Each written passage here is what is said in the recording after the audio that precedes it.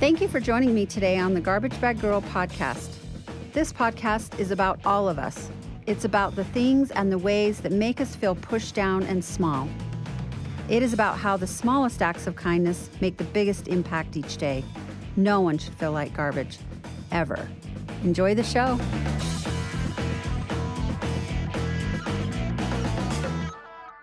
Hi, this is Celeste Edmonds, author of Garbage Bag Girl, and welcome to the Garbage Bag Girl podcast. This is part 2 with Rob Adams because, as I said, he's so multifaceted. Part 1, we really got to deep dive into Rob and all the learnings that we know we're finding in ourselves, so you're welcome for that. Part 2, I'm going to keep digging into welcome. Thank you. Again. Yeah, I'm excited to be here. Part 2. Yay. Of Rob. You're welcome, and I'm sorry. Never apologize unless there's something to apologize for.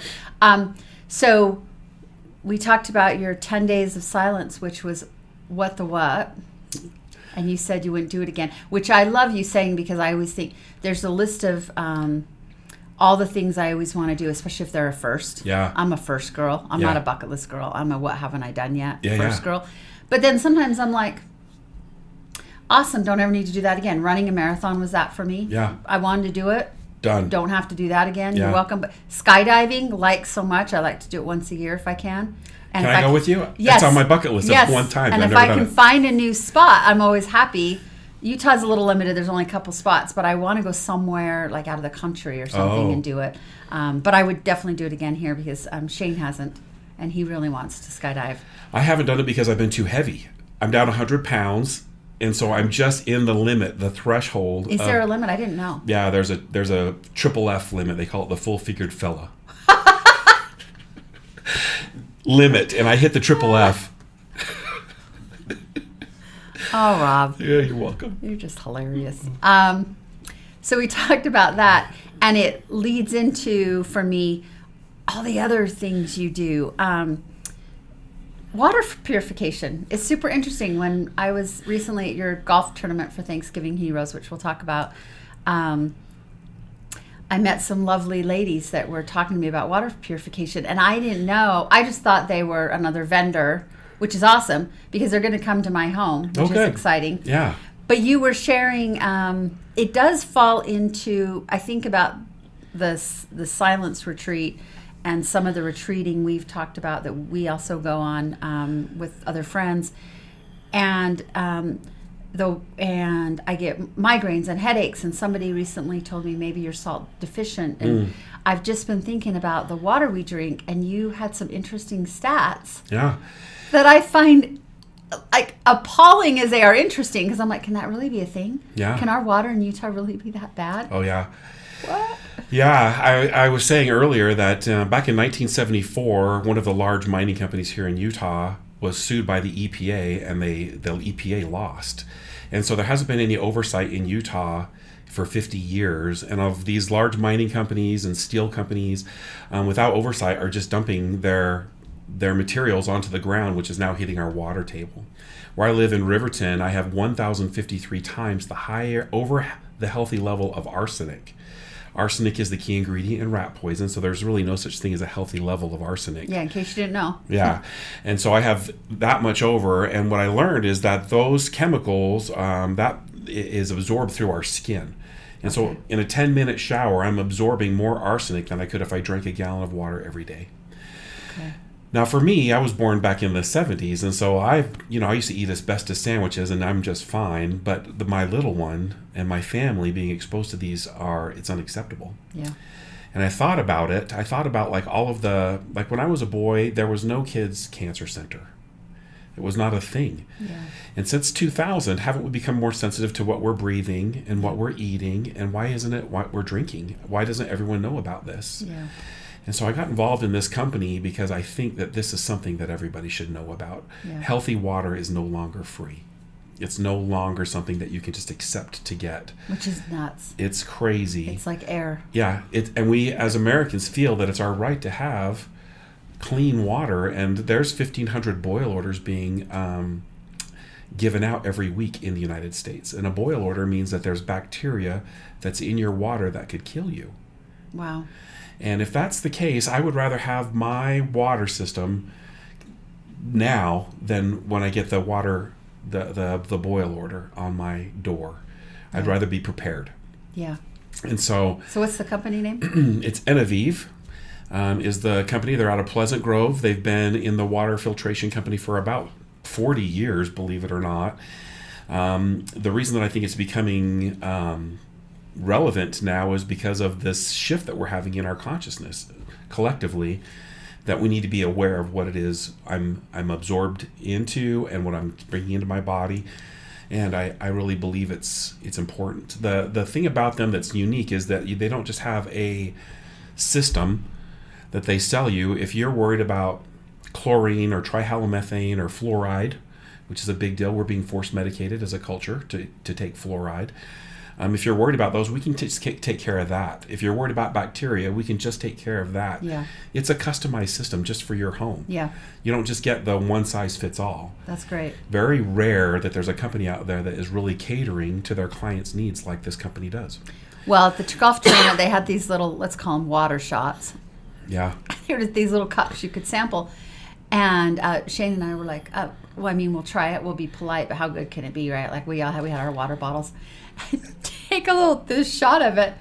We both look at each other like, can it be that much better? It's just water. It was so good. It was like the most perfect drink. So I was super sold right on the spot, and I'm really excited for them to come out and check out my water. Test your water. Yeah, I just thought that was one of the many interesting things you do. Because it's part of self-love. It is. I mean, I hate to go so deep on that, but I really feel like even when you say, but I think about my family and my wife and my daughter, and still you matter. Let's just not forget, Rob, to take you back to that spot. Oh, yeah. But it really is like all the things you start to think, what am I putting in and what am I putting out and what am I saying, what am I hearing, and all the busyness we talk about. I just think this is one of those. It adds up. It does add up to really valuing our uniqueness and how special we are. And I know another thing I want to talk about is your podcast, because you have really interesting people come on. It's American Mastermind. That's right. Tell me about the podcast. Well, I started a motorcycle gang. Yeah. Okay, gang he uses loosely because we all know how people feel about the gangs. Gang, club. I know. We're more of a network. I didn't realize, by the way, Shane's also a motorcycle owner. Yeah. A motorcycle whatever you call him. Yeah. And he was telling me stories about, through his work, he's lived in a lot of states. But the one thing that's very common is the way gangs are viewed. Yeah. So he gives me stories about things, the way you can't put on patches and the groupings you can't do. And I'm like, you got to be out of your mind. You can't just jump on your bike and call your friends a gang. Yeah. He's like, no. So anyway. So I started he also talking rides about that. Motorcycles. I started this gang, just a quick story, and I posted a picture of it, and I got a call from 2 gangs, real gangs, not us posers. Yeah. And they said, hey, we need to have a sit down. I'm going to meet you over at this place on Saturday at 4:00. Click. You're like, what's your version of a sit down? Yeah. And so I was selling real estate that day, and my co-founder, he's an attorney, works at a law office. And so he called me. He's like, I'm really worried about this. What should we wear? Should we wear our gear? And I'm like, no, let's just go as ourselves. And so we go in, and there sits this, and this both times was very similar. There sits these 4 motorcyclers. One had a tattoo of a tear on his face. Like these guys are legit. They're legit gangs. And I sat down. Were you nervous? No. I mean, people are people, but at the end of the day, we get... After being a police officer for 8 years all the things I've done... He was also a police officer. Yeah, and the Navy and the Army, all these things, they have to really be pretty spectacular to get me nervous. I think the same thing, yeah. Yeah. So I sat down in front of these guys, and the leader was sitting kind of in the middle, and he's like, what is this? And I'm like, you called the meeting. Like, what do you want to talk about? And he said, well, where's your gang? And I'm like, this is it. This is who we are. Like, if you are going to get arrested, you should call my friend. If you guys want to buy a clubhouse, you should probably call me. We have dentists, accountants. We're full service gang. Yeah, that's what we are. We are here to help you out. What do you need? And there was a moment where they all kind of sat back like, wait a minute, this isn't... What? We're not here to compete. We're here to enrich. We invite people who perhaps don't fit into the gang, but have a motorcycle and enjoy talking about investment opportunities. They want to talk about spiritual people growth. do that on the golf course, Yeah. for heaven's sake. Yeah, we just happen to have motorcycles that we do it. And so they said, you can't be a gang. And I said, okay. And so my buddy's like, well, then we're a motorcycle network. And he's like, well, there's no such thing. And he's exactly, that's who we are. And he said, well, you can't have those colors on your patch. And I said, well, just so you know, I served in the Navy. I served in the Army. I've paid my price to be a citizen here, and I'm going to wear whatever I want. Yeah.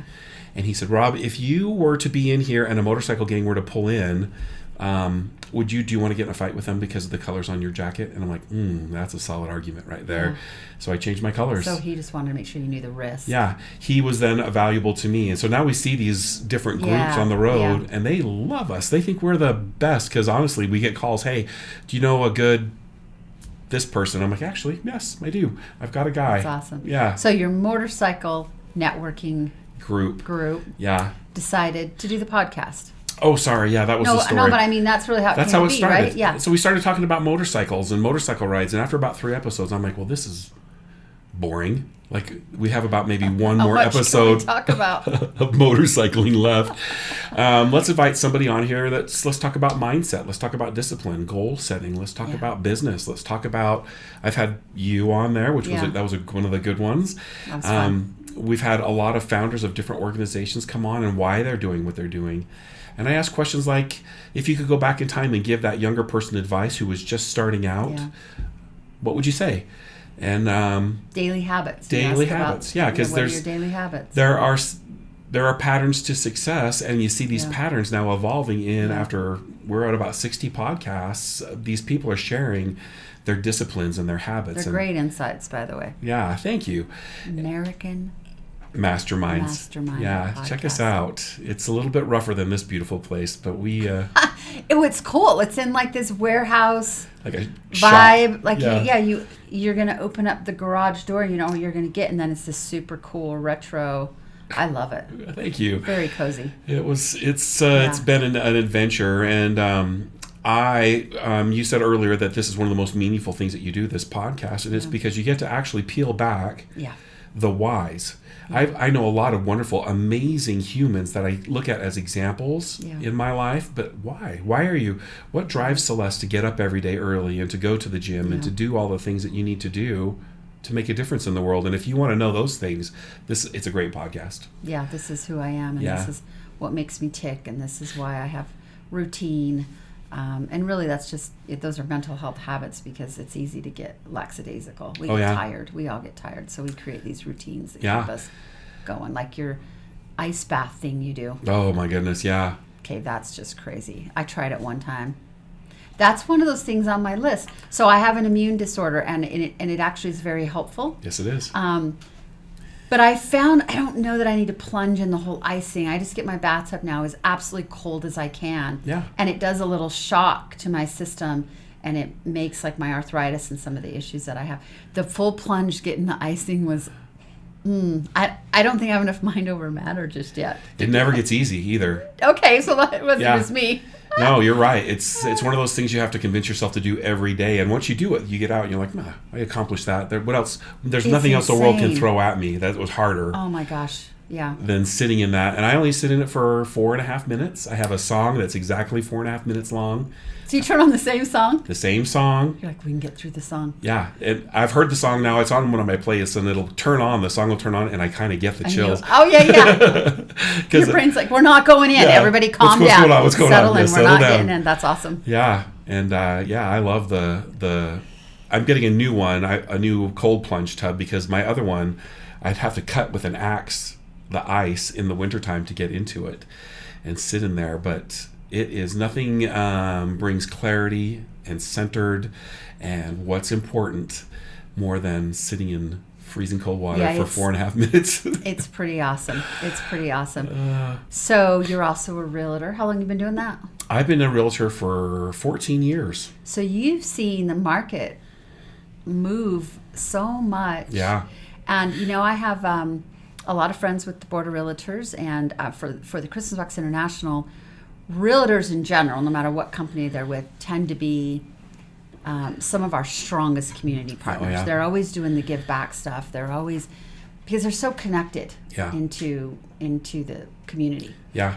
So it's one of the things I love in general about realtors. But would you say, and I've had some not make it, and some still thrive.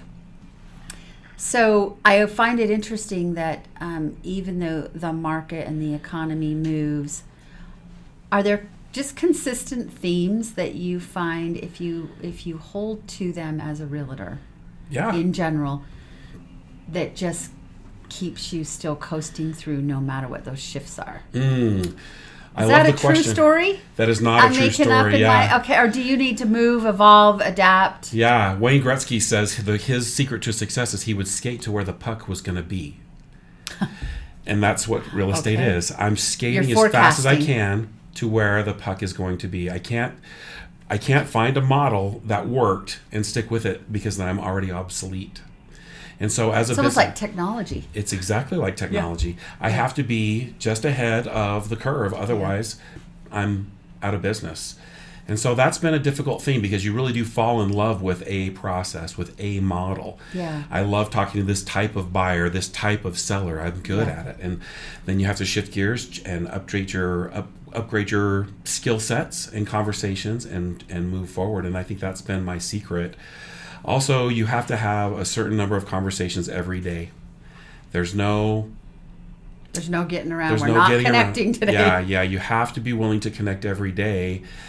And the third thing I think that is a secret to success is if you're not bringing your A game, you're also out of business. You can't show up to work in a funk and just be like, I'm just going to coast through today. Because your energy is going to matter. It matters. Yeah. You're constantly attracting into your life. It's the most mind over matter type of business I've ever been a part of, because if you're not showing up with the belief that I'm your best opportunity to have success, I can help you, I believe in who I am, I believe that what you're doing is the right thing, if you're not showing up with that, you've already lost.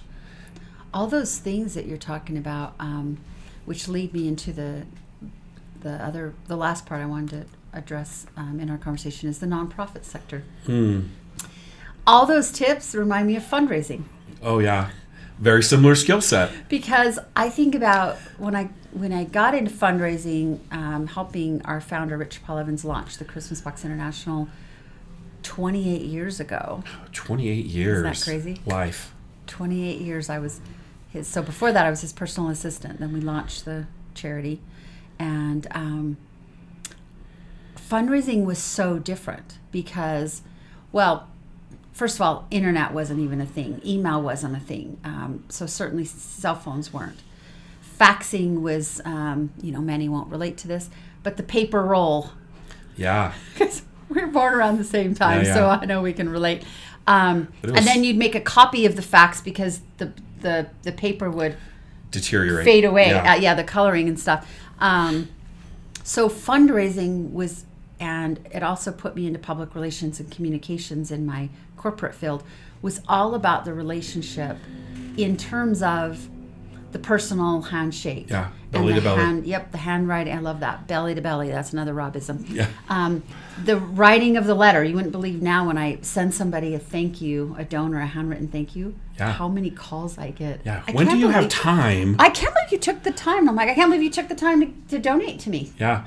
You're welcome. You're welcome. Like, this is what we do. But PR, for me, always meant personal relationships more than public relations. And it really is because I feel like I don't care how technology evolves or how a market changes. Relationships are relationships. Yeah. And we put into the bucket. It's like you and I checking in on text every now and then. Yeah. You know what? Universe is telling me just to send you some love. Not sure what's going on in your world, but I feel like I'm just supposed to say hi. Let me know or you'll say, let me know if there's anything I can do for you. And that's a thing we do with the people. And it starts off as a business reason. I think when you start getting into it and you're like, oh, this is what I'm going to do for my, and then pretty soon it's a life skill set. Yeah. To still check in even through the text. And so once a month I go back to the very beginning of my text and I look through who I have not connected with. I do it on the 1st or 2nd of every month. What a good idea. It's a reset for me to ask myself, who haven't I connected with or who haven't I, and it's amazing. I'll be like, I didn't tell that person I loved him for a whole month. What the what? Yeah. But it still reminds me to do it because then as you go through this world, your Rolodex gets bigger, your world gets bigger, your connections get bigger, and your network grows. And so how do you, for me, I had to come up with a way to remember to connect with everybody outside of my immediate circle. It's amazing how much courage it takes. Yeah. I've told people this, and I feel as I've become more and more attuned with the universe conspiring for my best interest, my mantra, names will come to me. Check in with Celeste today. Check in with Bradley. Check in. Yeah. And I do that. And it takes guts to have no reason to call, and that's not business related. Hey, that's right. You're on my mind. You okay? Why is just not enough. Yeah, it's not enough. Yeah. Yeah, exactly. That's more than enough.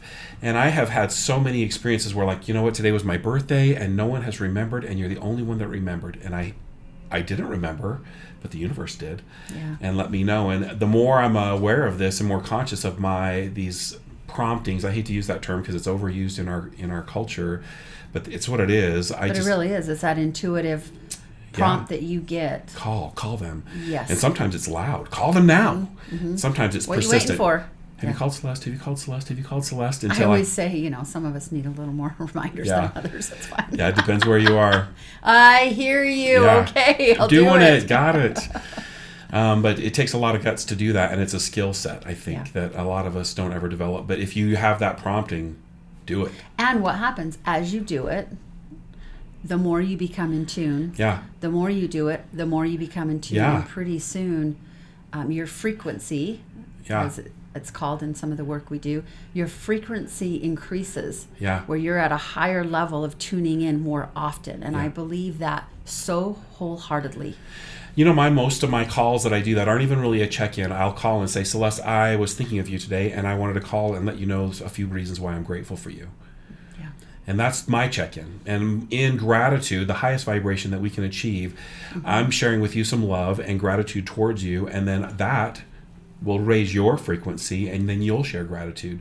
I think that's the most contagious of the diseases that we need to be sharing these days. Oh, I love that. Is the gratitude. And so gratitude is the most contagious of the diseases that we should be sharing. Yeah. Checking in on the Robisms. I love that. And so that's the one thing that I do. I do a gratitude journal every day, and I write for 5 to 10 minutes, sometimes longer if I'm not feeling grateful, the people that I'm thankful for. And one of the people that in there is my actionable gratitude. And I'm given that name for a reason. It just doesn't come to me. And it could be my daughter. It could be my wife. It could be, it doesn't matter. And I'll make sure that I do that because that's the greatest gift I can give myself. If I want to increase my gratitude, I have to share it. Yeah. It's a good one. I love that. Yeah, thanks.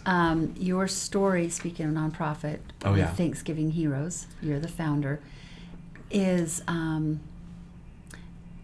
it was hard, but I love that you've turned it into a positive, which, by the way, I do want everyone to know founding and running a nonprofit is not easy.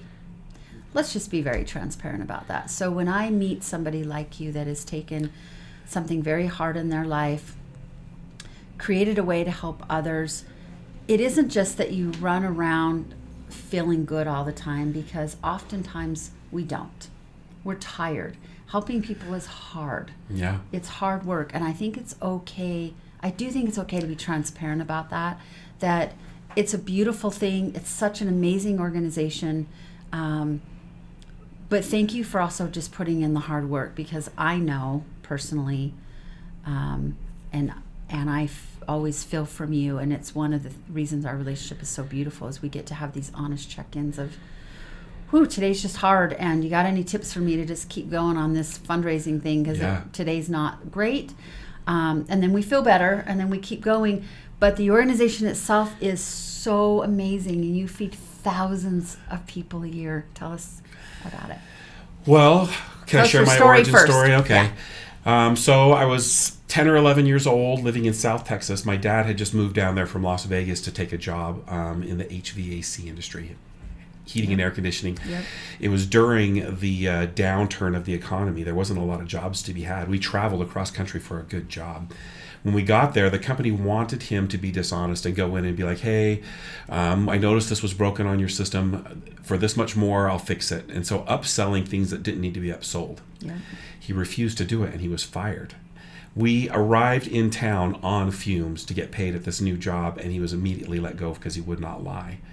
I remember even being 10 and 11 being like, Dad, like... Tell the little fib. Just, it's okay. Like, it's Feed okay. us already. Yeah. So we had bought a piece of land in a town called Porter, Texas, and we were living in our pickup truck. Oh my gosh. Yeah, Mom and Dad would sleep in the front, and me, my sister Lori, and my brother Jake would sleep in the bed. And I would get up and go to school, and I would only have food at school. And those lunch ladies down in Texas, boy, they sure loved this kid coming in early for free breakfast. They would load that tray up like heaps of biscuits and gravy. You know what I mean? Those Southern ladies, they loved Robbie. And then lunch again, they would feed me well. But then when I'd go home, there was no dinner. Once in a while, we would go to a hotel that had a laundromat, and we would wash our clothes. But I only had a pair of clothes for school, the same clothes, and a pair of clothes for church. I only had two clothes, so it wasn't like a lot of laundry needed to be done. Yeah. My mom and dad did such a great job in pretending like we were camping. We were out in the wilderness that I didn't really put together that we were struggling. I give my mom and dad a lot of credit now that I'm a dad. Like, how hard would it have been to stay optimistic and positive and let's go and literally not know where we were going to eat. Yeah. If we were going to eat. Yeah. I don't know how mom and dad did eat. They didn't go to school. They didn't have. I don't know what they did. Yeah. They probably went without. Yeah, all lot, the time. Yeah. All the time. And let's go. It's after church. Let's go pick up cans on the side of the road. Okay, woo! And we would walk down the side of the road and we would gather cans and. But it was an activity they created. Yeah, an adventure they created. Isn't that interesting? And so it is. Yeah. I have this level of appreciation for mom and dad that I never have had before. Now that I'm in the dadding position. Yeah. About Christmas time, it was getting cold, and a family named the Christiansons came, and they asked if we would like to. They said, "Just follow us. Get in your truck," and we loaded up.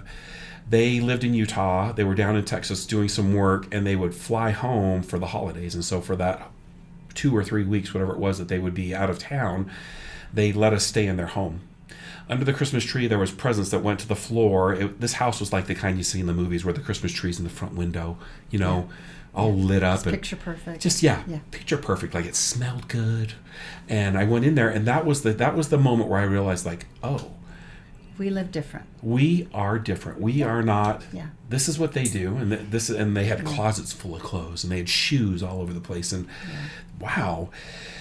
They said, "This is what we're doing. We're leaving town. We want you to stay in our house for the 2 weeks." And they said, "Everything in the fridge is yours. Everything under the tree belongs to you guys. Have a great Merry Christmas." And off they went. And I am older. I didn't know that there was no sub for Santa. This is the first I'd ever heard of this kind of generosity. By the way, which is a little overwhelming. I have been sub for Santa differently than that. It is a bit there's an overwhelming as a parent. I think about what they must have felt like. There's so much gratitude. Yeah. But there's also a reminder of what you provide. Yeah. So, I just want to shout out to your parents for how much they must have been going through. Yeah. I opened the fridge, and my mom was standing behind me behind the island. I will never forget this. And in the fridge, there was a pumpkin pie right about eye level. And I looked at the pumpkin pie, and I was just like, oh my gosh. Pumpkin pie with whipped cream. And I turned around, my mom crying. And I made her a promise that day. I said, "Mom, one day when I'm rich, I'm going to do this for someone." And she said, "Robbie, I know you will." And we enjoyed that food. We had a wonderful Christmas. It was so good. Well, now fast forward. I'm in real estate.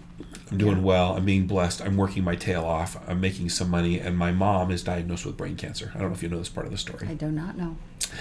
And she became incredibly mortal. And she said, "Robbie, it's time to quit talking about it. It's time to do it." She held me to my promise. And I said, "Okay." I went to the school district, and I found out 1 in 10 kids here don't eat unless they're at school. And so for the holiday season, that season that I remember so well, these kids are going hungry. And that, in Utah, where we live, is unacceptable. Yeah. Flat out. It's like, how can that even be a thing? How is that even possible? Have you seen Utahns? We are the chubbiest state. Yeah. We eat well. Yeah. There's no reason there should be one hungry kid. So I made a goal. I was going to feed 10 families. I told one of my good friends, Joseph Gordon, I said, "Hey, I'm thinking about doing this." He's like, "Well, I'll do it. I'll feed 10 families." And I went and put together what I would imagine a Thanksgiving dinner looks like. Yeah. From the olives you crazy Utahns love, all the way down, everything. The cranberries in the can. Yeah. Whatever. All that nonsense. And I thought if I bought this, I provided it, I could deliver it to a family. And so I was going to do 10 families. He said he'll do 10 families. Our first year, we fed 755 families. I figure a family's about 5 people. We're delivering about 65 pounds of groceries. I went to the grocery store, Associated Foods, and they're like, yeah, we can help. They delivered the food. I was working with a gal at the Jordan School District, Nancy Ward. I'll never forget her. I love her. She took me right in. She's like, let's do this. And her organization, because I'm not organized. I'm the idea guy. You got to have both. Yeah. And I didn't think like, okay, well, what does 755 turkeys look like? How are we going to get them in their cars? How are we going to get the food and organize them into boxes? Didn't even occur to me. So I have a programs manager. Yeah. Yeah. She could be called the logistics girl. Yeah. And so Nancy said, I showed up on the day. I sat up in bed that morning. I remember thinking, oh my gosh, like there's a lot of things that need to happen. Yeah. And she had the area put together. We put all this over here and all that over there, and people would go through with their grocery carts, and there would be someone putting a bag of potatoes in and a turkey. And then that person would go out and load it in the car, and I had the list of the names she had provided, and we'd give them 3 names, and away they would go and deliver the groceries. And that was our first year. It was wonderful. Check that box. Karma fulfilled. I've kept my promise to my mom. You're welcome, Mom. Thanks, Mom. The next year I get a call from a lady. She's like, where are we doing Thanksgiving's Heroes this year? And I had no intention of doing it ever again. You're like, oh yeah. That was hard. Yeah. Raising that money and. Yeah, that's where you really make a decision. And she said, last year, Rob, your organization, which was just me and some of my friends, right, showed up. My husband had left, and it was me and my 2 daughters, and it was either pay rent or buy food, and your organization provided food. This year, we're on our feet, and we want to do it for someone else. And that's when I had the moment, Celeste, where I'm like, that's what it's about. The beauty of giving back. The beauty about giving back, about creating a culture of giving, about creating a culture of serving.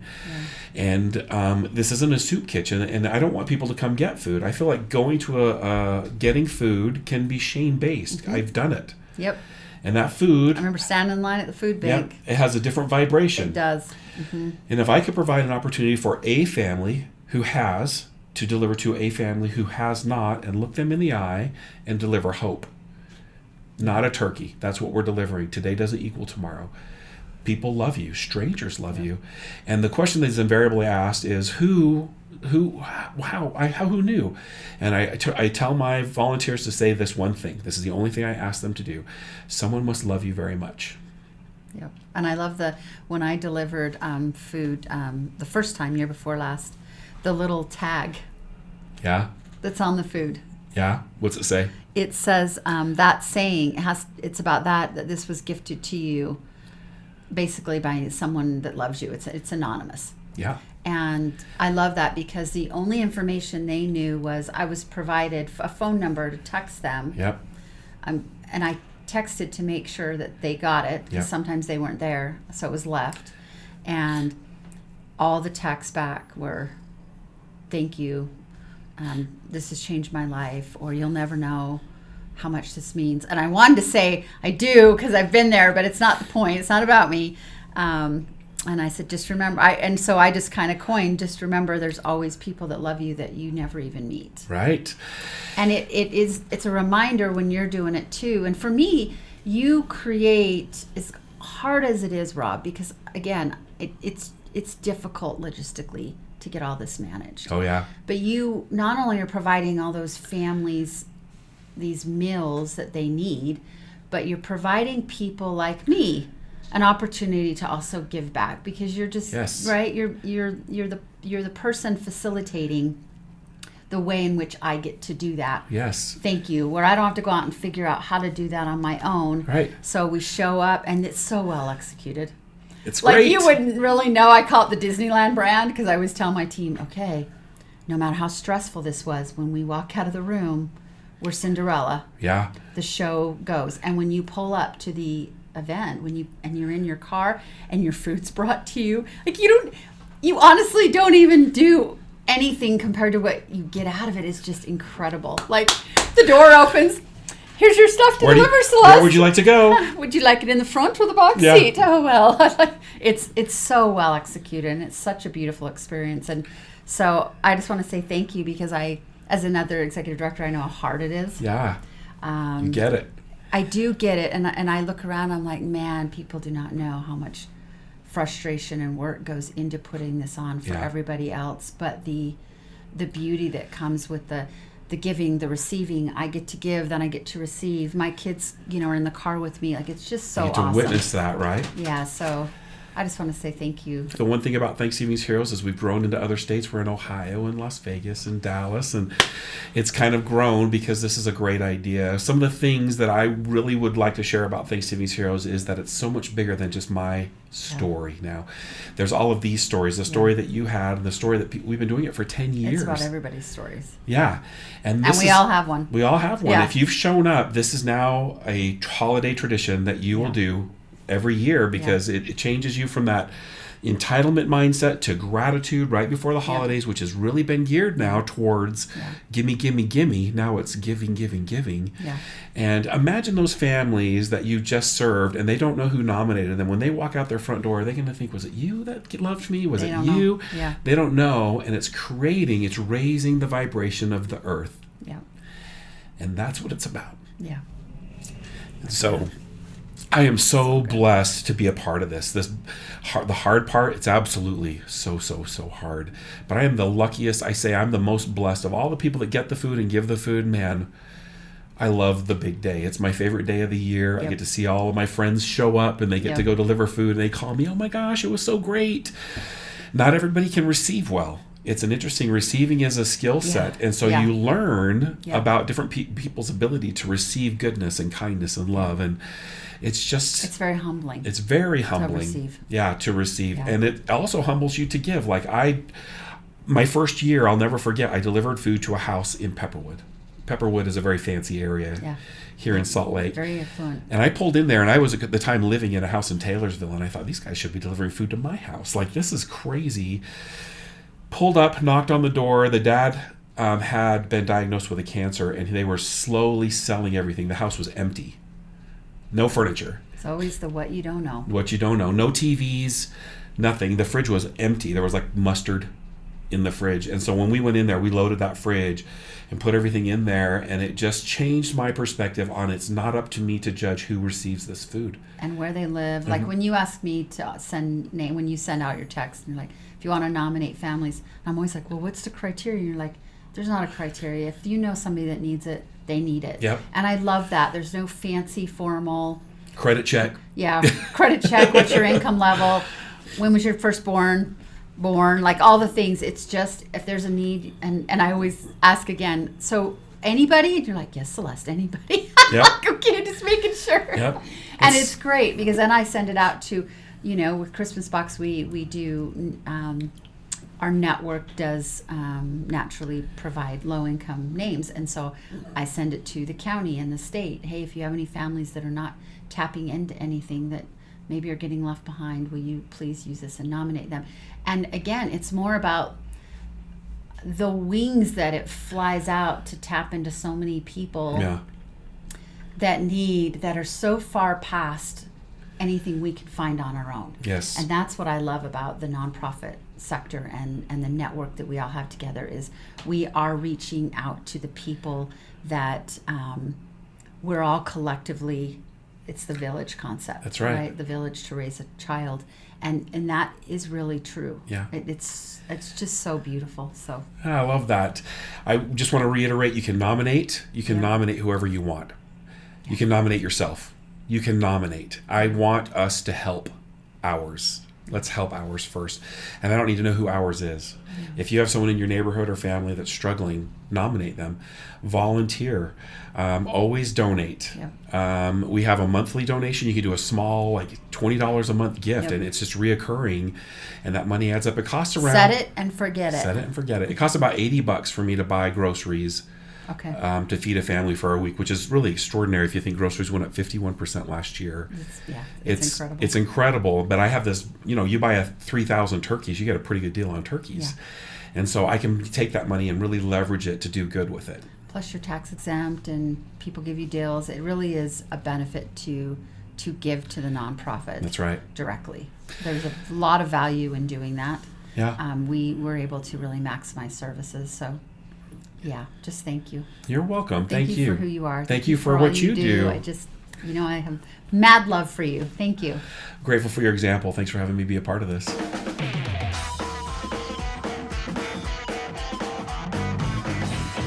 Thank you for joining me today on the Garbage Bag Girl podcast. Always remember, you matter. Please subscribe and share this podcast and visit CelesteEdmonds.com to join my mailing list.